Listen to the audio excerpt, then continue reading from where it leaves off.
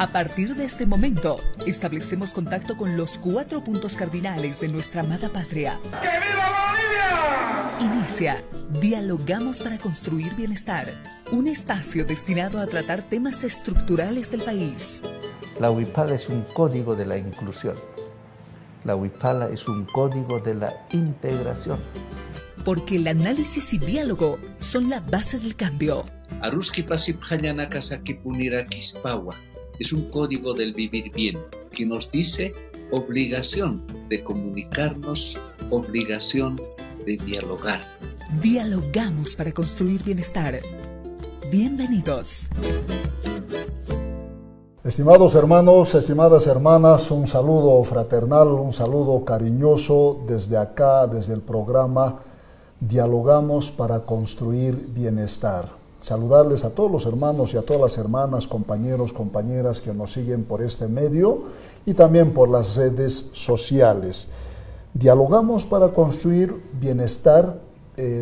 Intenta caracterizarse e intenta posicionar que el diálogo es el único camino que nos puede permitir construir horizontes comunes. La dominación, la imposición nunca construye, sino siempre destruye. Por eso es importante dialogar entre nosotros y escucharnos sobre todo, porque cuando no hay predisposición a escucharnos entre nosotros, jamás se va a generar un escenario de diálogo. En consecuencia, vamos a seguir dialogando. Hoy vamos a dialogar sobre un tema muy importante en la historia. Un 14 de noviembre de 1781 fue muerto, lo han asesinado, lo han descuartizado a uno de nuestros líderes que en la colonia se había levantado o había organizado una gran rebelión. Nuestros hermanos nos irán comentando sobre este tema. Es muy importante conocer nuestra historia porque así como nuestra constitución política del Estado dice que entramos en un proceso de transformación pero cimentada en la descolonización. Es decir, pensar desde nosotros, con nosotros, pero con pensamiento propio. Vamos a dialogar con dos hermanos nuestros. Está con nosotros el hermano Illapa Calizaya. Gracias, hermano, por estar con nosotros. Bienvenido al programa Dialogamos para construir bienestar. Halaya, hermano Venecio, hermano Abdón, a todos los hermanos y hermanas que están escuchando y aquellos que también nos están siguiendo por las redes sociales. Gracias, estimado hermano Abdón, por estar con nosotros en Dialogamos para construir bienestar. Muchas gracias a ti, hermano Venecio, por este espacio, y bueno, pues estaremos dialogando sobre una fecha importante que es precisamente el 14 de noviembre, ¿no? El día del descuartizamiento para nosotros, un día triste de nuestro Jilata líder Tupac Katari. Muchas gracias por la invitación. Gracias, hermano Abdón. Este lunes, mañana pasado, recordamos este asesinato, este descuartizamiento de uno de nuestros grandes líderes y también lideresa, nuestra hermana Bartolina Sisa, que también va a ser torturado, asesinado, mutilado, etc. Tupac Katari, nos dice la historia que su nombre era Julián Apaza. ¿Qué se quería simbolizar, hermano Illapa, con esto de Tupac Katari? ¿Cuál es el simbolismo que está presente en ese concepto para entender este periodo histórico? Muy bien. Debemos partir señalando que la historiografía occidental nos ha señalado en los colegios, en las academias, de que Julián Apaza había tomado el nombre de Tupac Katari en homenaje, dicen, Tupac a José Gabriel Condorcanqui, que tenía el nombre de Tupac Amaru. Y Katari lo había tomado de Tomás Katari, también un curaca cacique del norte Potosí, y uniendo ambos denominativos, él había adoptado el nombre de Tupac Katari. Pero si nosotros analizamos nuestros sarauis, o sea, nuestras historias, nuestros mitos, nos vamos a dar cuenta ahí de que Katari tiene una simbología y un significado muy grande. El Katari en nuestro pueblo está relacionado siempre con los empiezos, o está relacionado con las refundaciones. Por eso nuestros abuelos, cuando hablaban de la historia de nuestros pueblos, siempre decían que había un tiempo de empiezo, que lo llamaban el Katari Kama. Luego le sucedía el Wari Kama, el Puma Kama y el Kunturi Kama, que es un espacio ya de gran madurez. Entonces, el Katari quiere decir momento de empiezo, momento de refundación, momento de constitución. Entonces, Juliana Pazza no toma este nombre de Katari por ser bonito o porque quiere rendir homenaje a alguien, sino que lo está tomando a partir de ese sentido refundacional que tenía el nombre de Katari. Y el nombre de Tupac ya va a venir de la unión de Tumpa y de Paca, o sea, Tumpir Paca, y que quiere decir águila, que siempre se está recordando, y ambos ya va a significar como una especie de águila que está trasladándose en el espacio, serpiente que se traslada por el espacio. Entonces, eso es el significado de Tupac Katari, que va a hacer honor a ese nombre, porque en torno a eso precisamente es como se va a intentar a refundar nuevamente lo que fue el Collasuyo, lo que fue el Tahuantinsuyo, junto a su esposa Bartolina Sisa, pero al mismo tiempo junto a la pareja también de Tungazuca, como han sido José Gabriel Condorcanqui, que va a ser también Tupac Amaru, y su esposa Micaela Bastida, y a otro líder del norte de Potosí, que es Tomás Katari, su esposa Curuza Yahui, y sus hermanos Damaso y Nicolás. O sea que Tupac Katari entonces encierra un simbolismo de lucha e inicio de una nueva época, podríamos decirlo, ¿no? Sí, así es.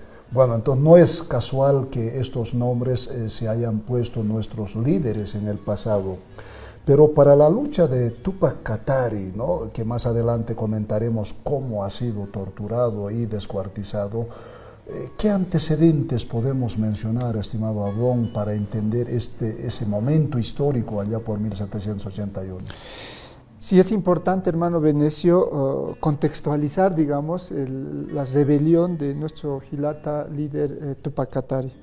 Es importante hacer notar que, bueno, somos constitutivamente, somos parte de nosotros aquí en el Abya Yala del Tahuantinsuyo, del Collasuyo de manera particular. Existen varias nacionalidades, varias culturas, identidades culturales que viven dentro del Abya Yala. En ese contexto va a llegar Cristóbal Colón en 1492 con toda una institucionalidad desde España, ¿no? Fernando VII e Isabel van a comisionarlo para que él pueda regir y pueda instituir precisamente en el Abya Yala e imponer, podríamos decir, sus propias instituciones, ¿no?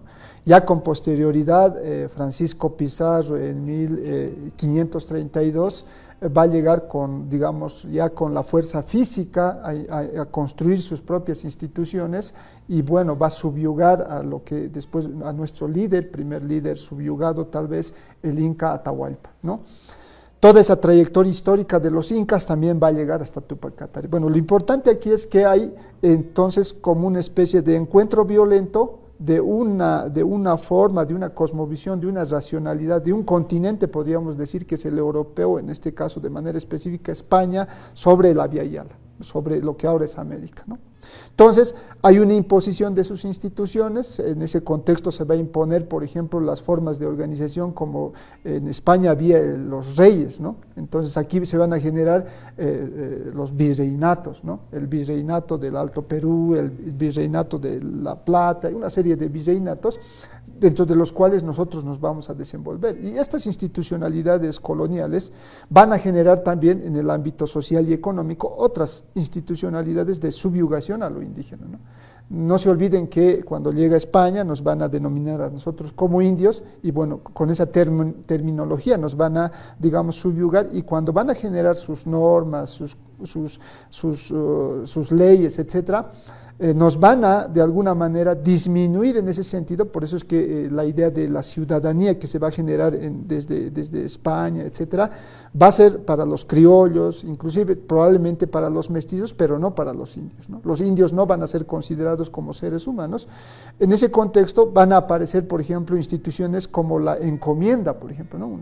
La encomienda en el sentido de que en una institución, en un contexto altamente religioso como es el que va a llegar con la colonización, no se olviden que habían llegado con la espada y la cruz, nos van a, dice, encomendar a los indios, a nosotros, nos van a encomendar a que nos puedan cristianizar los españoles, ¿no? Entonces van a enviar a muchos indios a que sean encomendados a estos españoles que van a estar aquí. Eso por un lado. Por otro lado, el tema de los repartimientos, ¿no? Los repartimientos, o sea, institución colonial, los españoles se van a repartir tierras, y es ahí, con estas dos instituciones, los repartimientos y la encomienda, que va a aparecer posteriormente la hacienda. Y obviamente esta sociedad estamental, donde bueno, hay el racismo va a aparecer en realidad con la colonización, ¿no? Porque ahí es donde se va a clasificar estamentalmente a la sociedad, o por razas, ¿no? Estarán los españoles, los criollos, y en última instancia, bueno, estarán los mestizos, abajo estarán los indios y finalmente los negros. Entonces, esta sociedad colonial estamental se va a instituir entonces en nuestras regiones, y nosotros obviamente al estar en la parte inferior como indios, vamos a resistir todos en esa época colonial, toda esta explotación, violencia, lo que uno no se podría imaginar, mi hermano Benicio. Bueno, la historia, no recuerdo muy bien cuál de los sacerdotes dice que a los colonizadores, es decir, a los españoles que han llegado, lo que les movía, dice, es la codicia y la angustia por el oro y la plata, que para tener oro y plata había que dominarlos primero, y por eso esta dominación ha generado tanta masacre, tantos asesinatos, tanta crueldad. Es decir, la colonización realmente ha provocado una vida de mucho sufrimiento a nuestros ancestros. Sí, lo que es muy importante eso, ¿no? Lo que tú señalas, hermano. Pero en el periodo de la colonia, solamente si tomamos la mitad, son 8 millones de indios que han perdido la vida. 8 millones en la mina. En la mina, solamente en Potosí. Todo en la parte colonial solamente estamos hablando. ¿Por qué? Porque a la mitad se iba ya desde los 18 años, ¿no? Hasta los 50 años. A la mitad, desde los 18 años, supuestamente deberíamos trabajar en la mitad un año, y luego volver a nuestros aylus y descansar como 7 años, ¿ya? Y luego nuevamente luego ir a la mitad un año, luego volver y descansar otros 7 años. Pero esas normas que establecían los propios españoles no se cumplían, porque muchos corregidores, porque los corregidores eran la parte más cruel que de parte de los españoles. Muchos corregidores a los indios los mandaban incluso cada 5 años, ¿ya? Lo acortaba más los tiempos. Entonces, por eso en Potosí han muerto 8 millones de indios. Ahora, igual en la propia mina de Potosí, supuestamente el indio, después de trabajar una semana, debería descansar 2 semanas, así, y luego nuevamente entrar, pero tampoco esas normas se cumplían. Los propios españoles a los indios los metían después de una semana o después de menos tiempo, y era pues por eso esas referencias que tú dices, hermano, era terrible. Por eso un cura, un prelado de La Plata dice que eso parecía la boca del infierno, eso de Potosí, porque ahí se estaba sacrificando seres humanos al dios oro que estaba en ese momento erigiéndose. Entonces Potosí pues ha sido la carnicería del indio en ese lugar. No podían entrar ahí tampoco los negros que habían traído África, porque como ellos procedían de un territorio más cálido, entonces no podían hacer, por eso ellos se vinieron a vivir por los lugares cálidos como yungas. Ahora hay que puntualizar algo, a veces en las escuelas nos enseñan de que el negro está en la base de la pirámide colonial, pero no era así. ¿Por qué? Porque el negro al chapetón, al cara, le había costado dinero. Entonces, por tanto, no podían permitir que algo que le ha costado dinero pueda morir fácil, porque estuviera perdiendo dinero. Entonces, el último del escalón, incluso después del negro, es el indio, porque el indio aquí había, pues como la quina nosotros nos reproducíamos. Entonces, eso en la estructura colonial de ese tiempo también es muy importante que se reflexione. Ahora, si eso es en la mitad, hermano, otro tanto ha ocurrido en los obrajes. Los obrajes también eran centros así de trabajo donde se fabricaba telares, se fabricaba vestimentas, todos esos elementos. Entonces las mitas de la mina, los obrajes han sido espacios donde han muerto millones de indios, estimado hermano. Bueno, lo que se ha dado entonces es todo un proceso de dominación más cruel, ¿ya? ¿Y para qué se dominaba? Para explotarlos, ¿no? Para mandarles a la mina, hacerlos trabajar día y noche hasta que mueran y después de eso apropiarse de la riqueza que sacaban en la mina. El hermano nos decía lo mismo sucedía en los obrajes, ¿ya? Y lo mismo sucedía seguramente en las haciendas. Es decir, la dominación y la explotación a los pueblos indígenas en el periodo colonial fue posiblemente con la crueldad nunca antes vivida ni vista en la historia de esta parte de nuestro Abya Yala. Esto se podría configurar como contexto, digamos, para entender la lucha de este gran líder como fue Túpac Katari, estimado Abro. Sí, indudablemente lo que dice el hermano Illapa, las cajas reales de España, porque los españoles vivían de lo que nosotros generábamos como recursos económicos, y de Potosí es un ejemplo de eso. Muchas veces dice que cuando los indios no pagaban su tributo o no hacían la mita, etcétera, los castigaban y hasta los mataban, ¿no? Precisamente porque no pagaban, digamos, y no cumplían con eso, con, digamos, lo que habían instituido desde este régimen colonial español. En ese contexto es en el que va a desenvolverse, y seguramente todos los indígenas, las comunidades van a estar resistiendo esa explotación colonial que va a venir desde afuera. Y bueno, se va a instituir, por ejemplo, la audiencia de Charcas con posterioridad, que va a ser una institucionalidad jurídica. Sebastián Segurola va a ser un representante precisamente de esta institucionalidad, que posteriormente va a perseguir a los líderes indígenas. Y en ese contexto van a ser nuestro Giliri Irpiri Túpac Katari, ¿no? En 1750 nace Julián Apaza en Ayoayo, ¿no?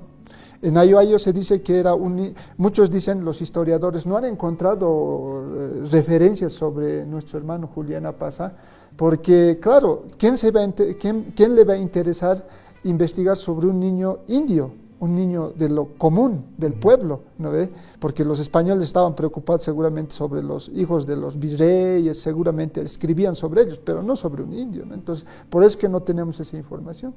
Desde muy niño se dice que Julián Apaza había sido huérfano, no tenía padres ni madre, de manera que tenía que convivir con los familiares.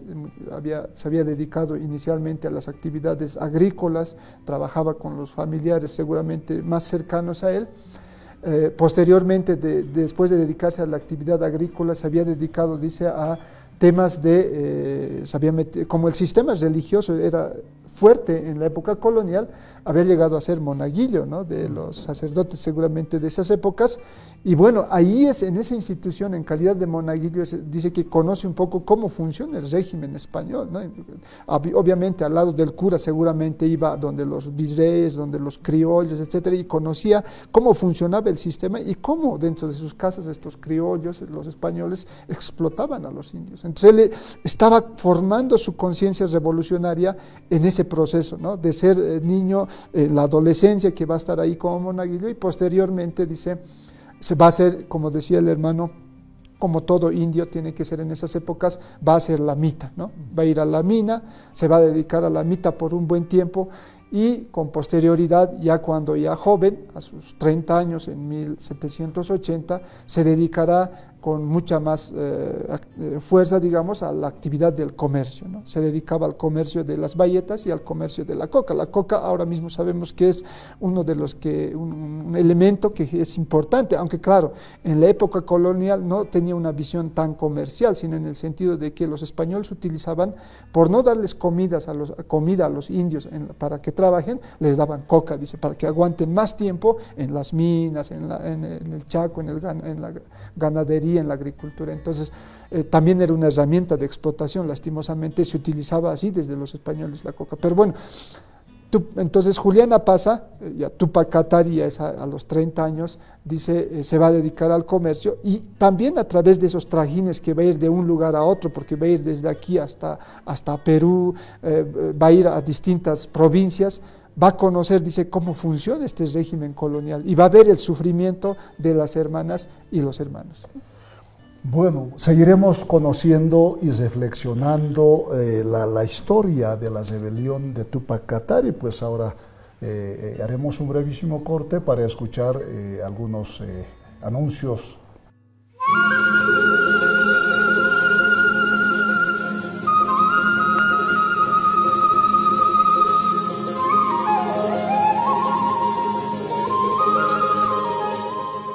Vivimos el año 16 de nuestro proceso de cambio, después del despertar político de los pueblos originarios en el año 2006 y después del despertar de conciencia en el año 2020.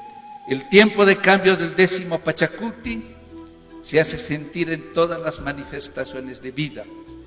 Lamentablemente la humanidad no sigue el curso de la matriz de vida, está separada de ella, está dividida y muy debilitada. La humanidad ha olvidado el camino de conexión con la matriz de vida.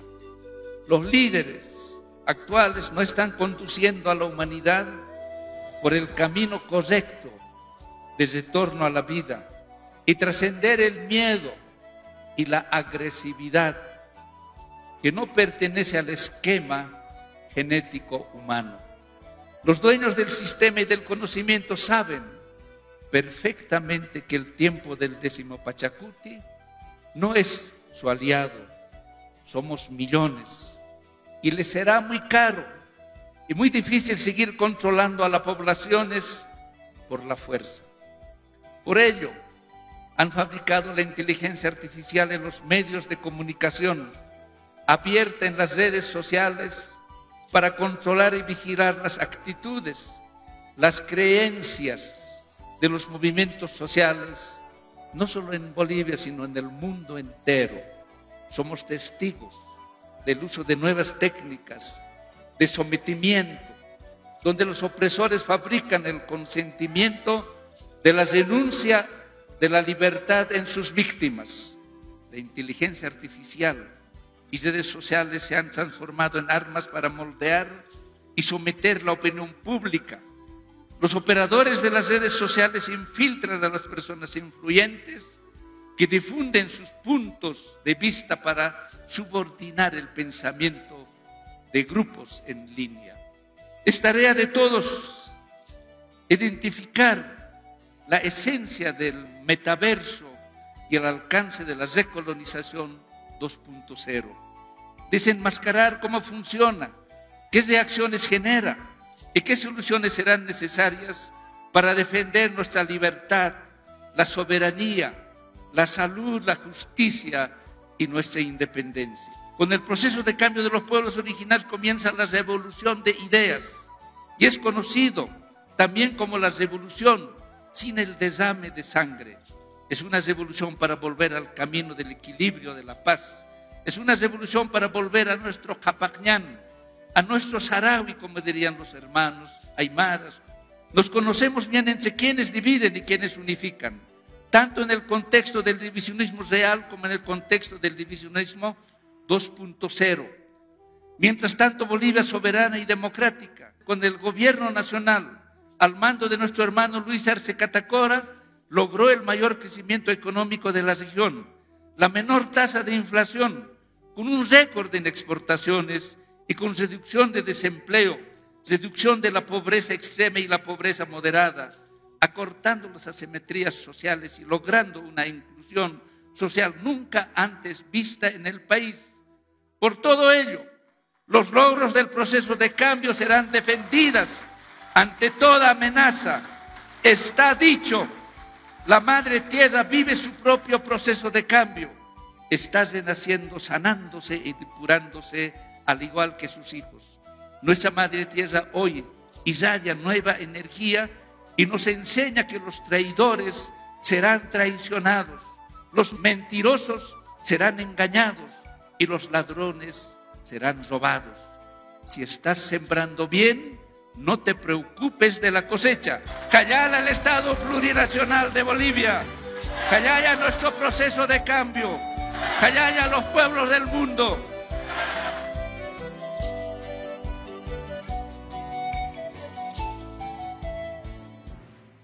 Bueno, seguimos reflexionando y también conociendo la historia de la rebelión de Túpac Katari.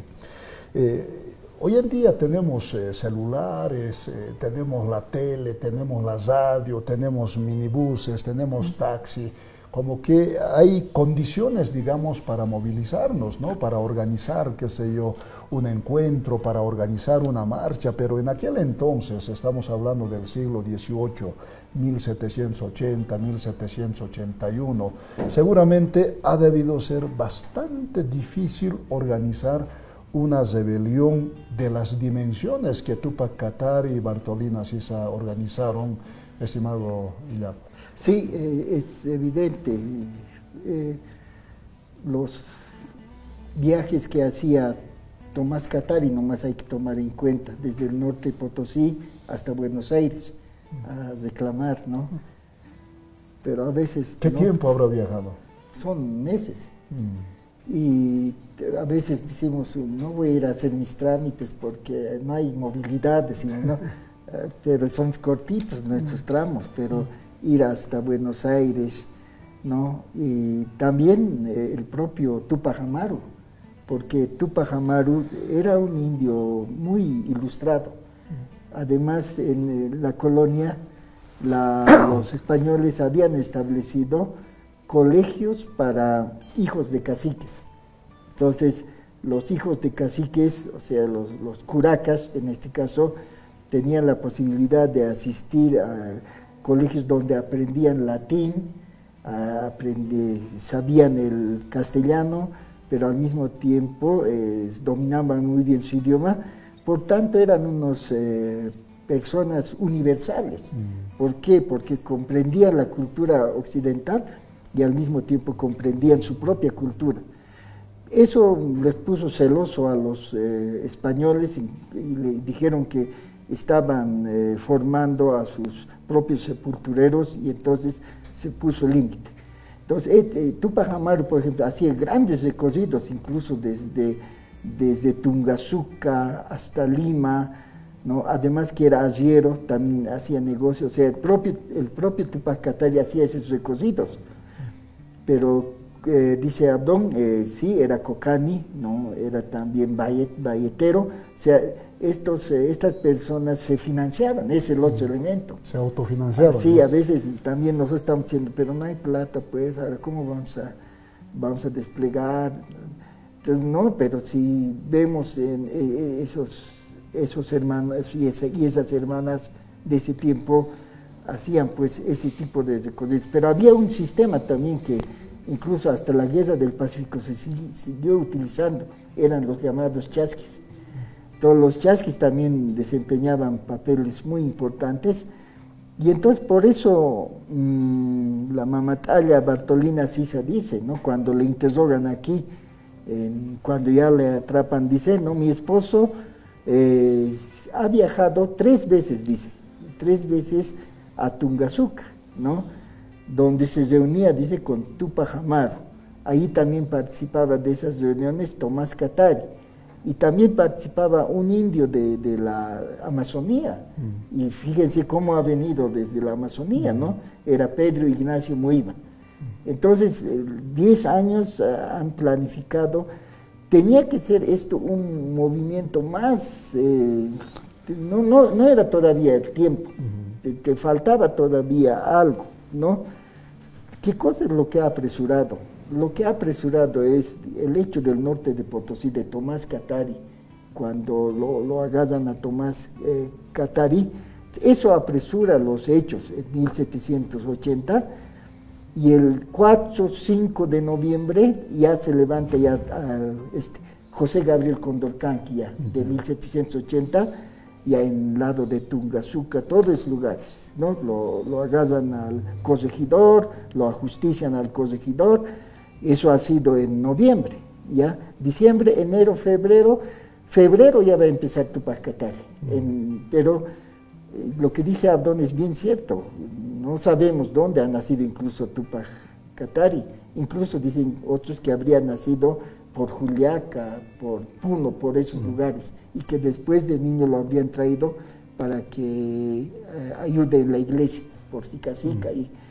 Entonces, ¿por qué decimos eso? Porque Túpac Katari, los primeros movimientos que va a realizar va a ser en el lado de Juli, va a tomar incluso Juli, en esos espacios va a llevar el nombre de Nina Katari, luego va a tener el nombre de Puma Katari. Ya cuando va a empezar el cerco aquí a La Paz, entonces ya definitivamente ya va a ser Túpac Katari, y hay pues un relacionamiento. Eso también los historiadores dicen, que ambos estaban, Túpac Amaru y Túpac Katari no se llevaban bien, que estaban enemistados, pero eso lo hace esa historiografía chauvinista para que nos estemos peleando entre peruanos y bolivianos, porque no somos un pueblo grande, con los hermanos del Perú, con los Lupacas del Perú, de los hermanos de Juli, de Juliaca, todos somos parte de esa gran nación Collasuyo. Entonces yo creo que debemos reivindicar la posibilidad de reconstitución territorial de una gran nación, pero eso es aparte. Entonces se va a empezar el cerco, y el relacionamiento que hay de Andrés Túpac Amaru, que es sobrino de Túpac Amaru, de José Gabriel Condorcanqui, con Gregoria Apaza, incluso son novios. Entonces Andrés Túpac Amaru y Gregoria Apaza van a tomar Sorata el 5 de agosto de 1781, van a arrasar totalmente, y ahí van a incluso se va a establecer la justicia indígena a todos los españoles que han sido abusivos contra los indios ahí. Incluso el historiador hermano Inca Choquehuanca dice que muchas mujeres españolas se fueron a vivir con los indios en esos espacios de Sorata, por los que no perdieron la vida en ese momento, y por eso muchos hermanos hoy que son malcus de ese lugar, tallas de ese lugar, son pues personas bien blancas, con chocos, así son personas, hermanos bien ligados por eso lo cara no es pues piel, no es lo blanco, lo cara tiene que ver con aspectos relacionados con el colonialismo, con la discriminación, con esos aspectos tiene que ver. Entonces, esos recorridos son muy importantes. Y otro elemento más para acabar esta parte, el propio Túpac Amaru tenía sus familiares en estos lugares, en Oruro. Ya un Túpac Amaru en Oruro, que luego va a viajar a España, que en el trayecto va a morir, pero es un pariente de Túpac Amaru, vive en Oruro, y muchos pobladores de Machacamarca, Ichoca, Luribay, de todos los lugares, cuando se levanta Túpac Amaru, van a salir incluso con retratos del Inca. Y Juliana Apaza también, cuando manda cartas a los sitiados de La Paz, va a firma el Virrey Túpac Katari, con ese nombre va. Entonces, fíjate, distinguido hermano, ese relacionamiento en tiempos que no hay celular es bien frecuente y hay una coherencia de un discurso también.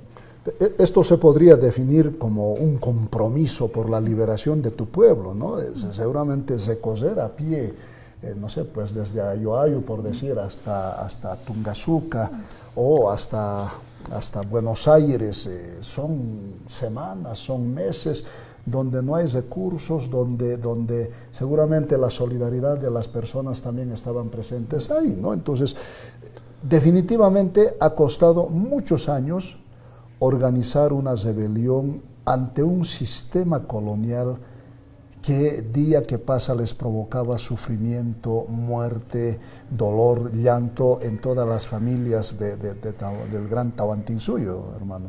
Sí, indudablemente, lo que decía aquí el hermano Illapa, ¿no? Estamos, por ejemplo, ahora tenemos teleférico, ¿no? Estamos medio flojitos para caminar. Imagínense cómo nuestros hermanos caminaban de una provincia a otra provincia, de una comunidad a otra comunidad con mucha normalidad. No se olviden que con posterioridad van a llegar los caballos, etcétera, ¿no? Los medios de transporte. Nosotros teníamos las llamas, que tal vez eran nuestro medio de transporte más cotidiano, ¿no?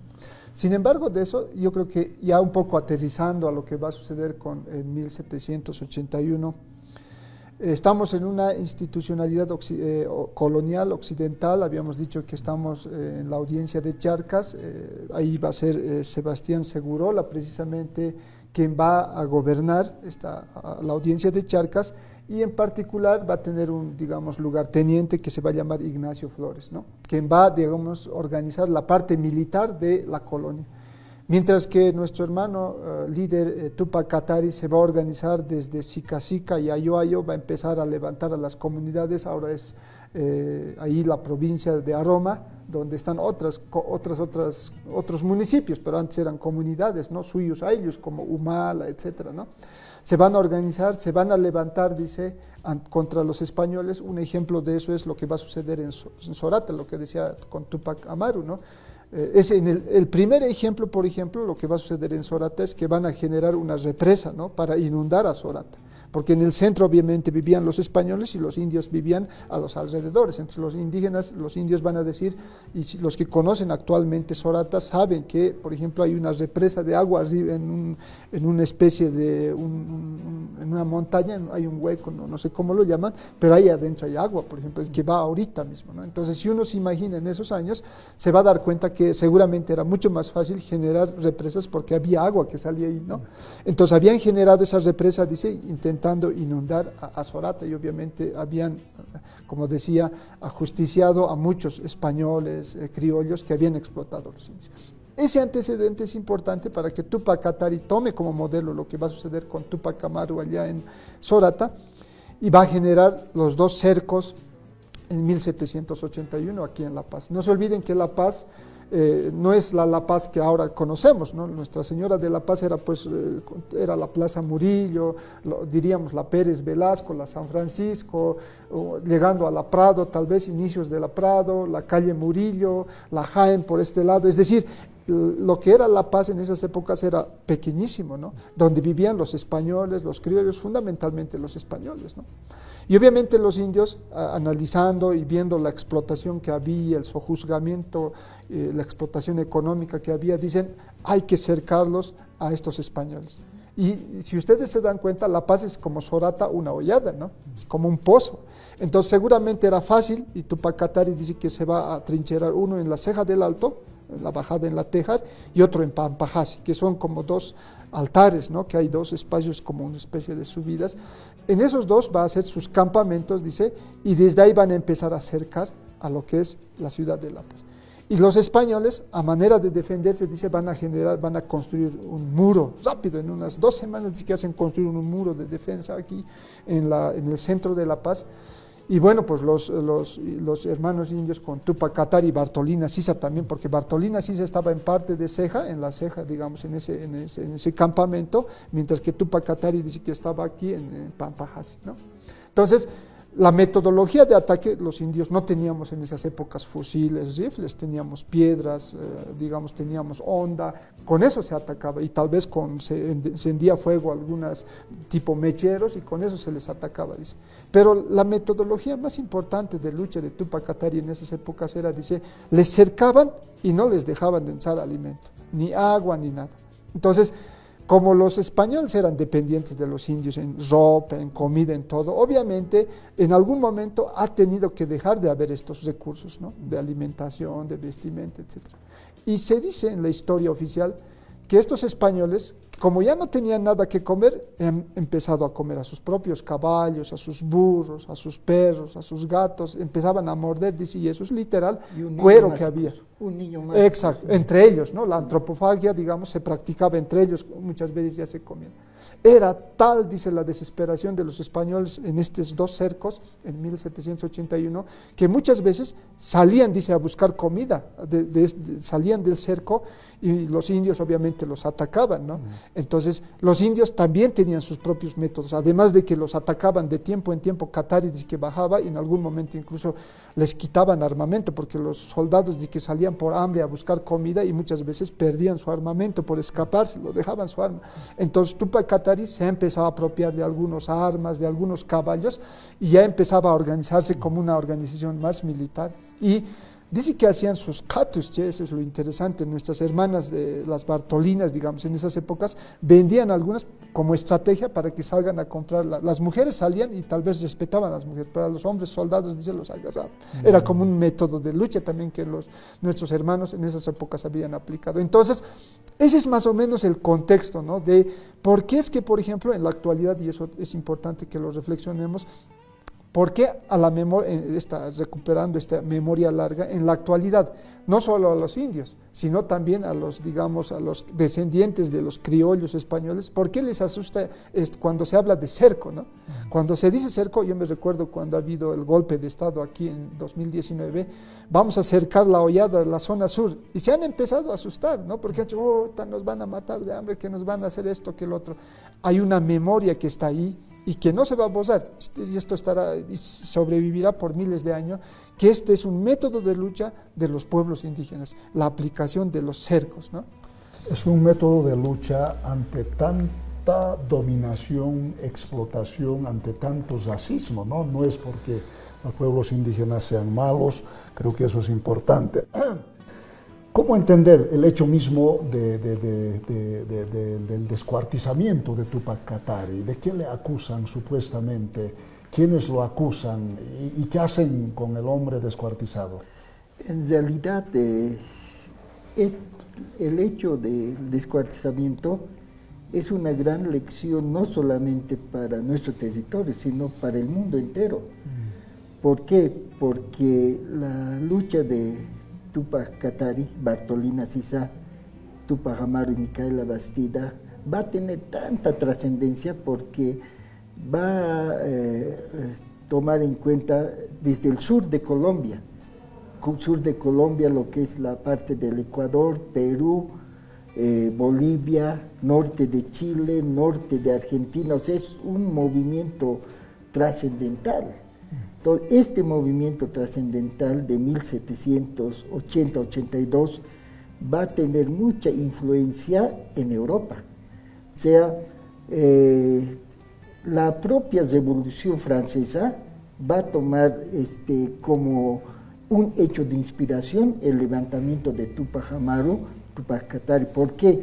Porque incluso los propios enciclopedistas teóricos europeos estaban pues muy al tanto de lo que pasaba aquí. Incluso se dice que Rousseau obligaba a sus discípulos a leer la obra de Garcilaso de la Vega, Comentarios Reales. Entonces, en otras palabras, el hecho, el descuartizamiento, la lucha de Bartolina Sisa, de Túpac Katari, va a tener una enseñanza muy profunda hasta nuestros días, no solamente para aquí, sino para el mundo entero.